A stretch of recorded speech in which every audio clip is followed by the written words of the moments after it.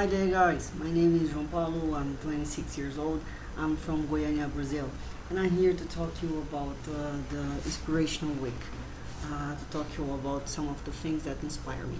So the first thing I would go for hobbies.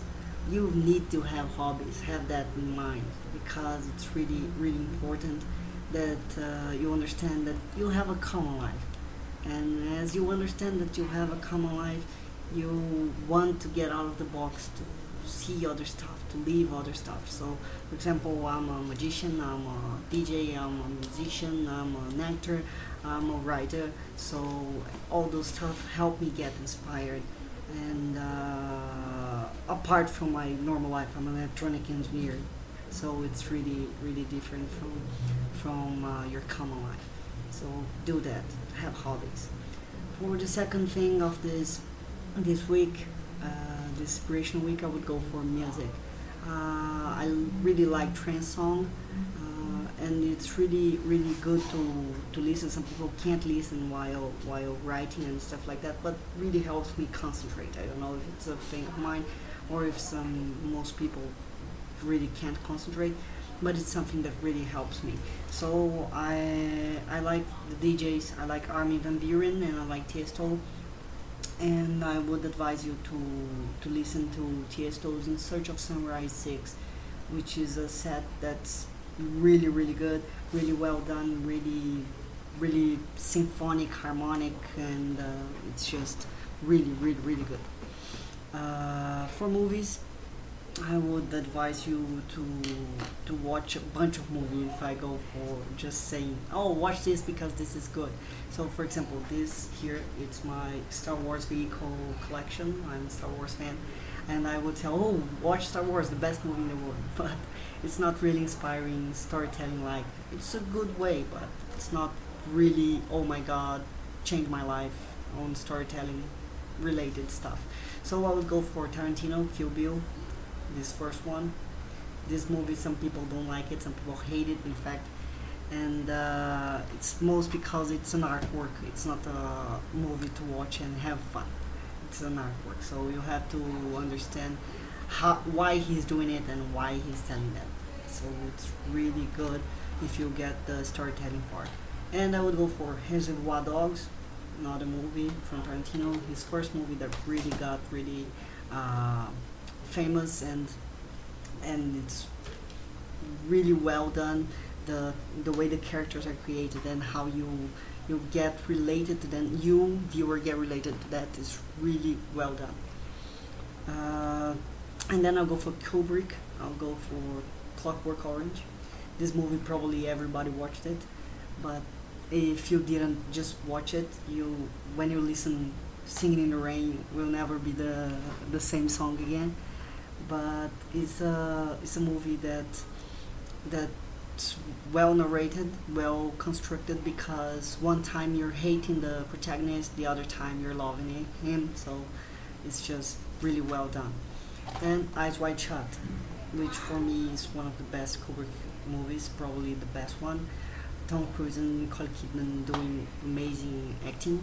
So the way the story is told too, it's really intriguing, really mystery-like, and you see that the whole story that passes in the real world is different from the story that passes in the protagonist's mind. So it's really interesting. For books, I would go for Robert Louis Stevenson. This is Treasure Island. I read this book a long time ago, but really changed my life, changed my way to see stuff, and because the way how he tells the story is really fluid. So you start reading it and you can't stop. Some people say that, oh, I finished the book in 2 days. Yeah, I finished this one in 1 day. You really can't stop it. It's just perfect. And this one, of course, I will go for The Clockwork Orange, the book, Anthony Burns. I don't know if you guys know the story, but this guy fought with Stanley Kubrick because he hated Stanley Kubrick's final. Yeah, the ending is different from the book. They have different endings, and that's one really funny stuff for you to check it, because there's the same story and different endings, and both authors and creators, directors, whatever, not agreeing with themselves. So it's really interesting for you, really funny for you to see the difference that you can do by changing one thing or another. Really big difference. To finish, I would go for some games. I would say that any RPG games would change your mind because you have at least pinpoint points. You have to pinpoint some points that really is different from one game to another. That changes the story. That helps you give a new view for everything. But some two games that I separated that really are life-changing experiences. I would go for Final Fantasy VII, which is the best game in the world for me. I used it one creative task behind. It's a game that it's really a modern game because it talks about environmental problems, but it's really medieval-like because it's swords and stuff. So it's really well done. The characters are lovable. You love all characters, which is a thing that some games can't achieve, but you love all characters, even the villain, which is Sephiroth. So it's a game that I advise. And to finish, I would go for Assassin's Creed. I'm waiting for my Assassin's Creed 4 that didn't arrive yet, and I'm getting crazy for you to understand how, oh my god, this game is. The story is really catchy, just like I would go for Treasure Island.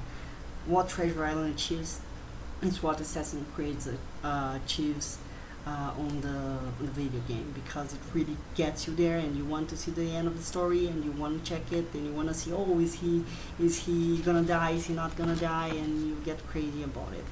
So that's it for my inspirational week, and thank you very much, guys.